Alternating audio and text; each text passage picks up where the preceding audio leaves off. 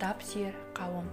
2021 жыл Қазақстан Республикасының 30 жылдығына орай 30 жылдыққа 30 кітап рухани мәдени акциясы ұсынылды.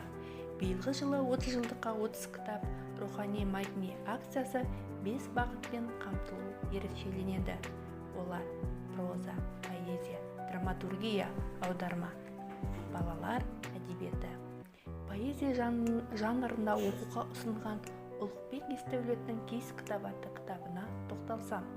Ақын, журналист, Қазақстанның еңбек сіңірген қайраткері, Қазақстан Республикасының мемлекеттік сыйлығының лауреаты Ұлықбек Есдәулеттің «Киіз кітап» туындысы 1988-2000 жылдар аралығында жазылған тәуелсіздік заманның рухани сұранысына мейлінше ие.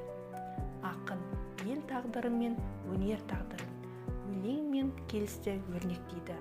Ақын поэзиясынан тән басты ерекшелік өмір шындығы, тіршілік заңдылығы, суреткерлік пен көркем бейнеленуінен көрініс табады.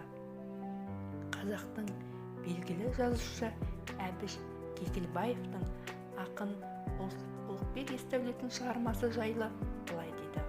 Ұлықбек Есдәулеттің «Киіз кітабы» ескі ауылдың ескі төсек қабы сияқты іздеген нәрсенің бәрін табуға болады.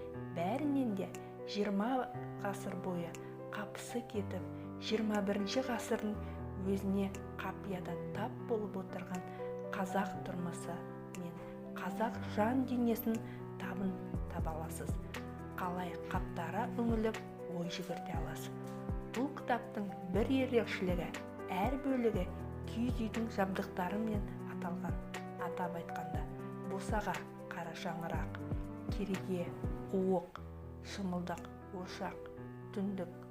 30 жылдыққа 30 кітап оқы акциясына орай Ұлықбек Есдәулеттің Қазақстан өлеңін қабыл алыңыздар.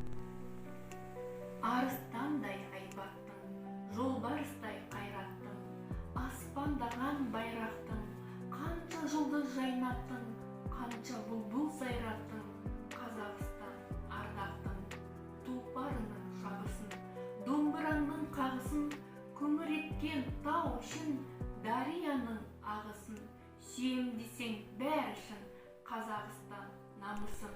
Құрметті оқырман, Ұлықбек Есдәулеттің «Киіз кітабын» оқуға шақырамын. Назарларыңызға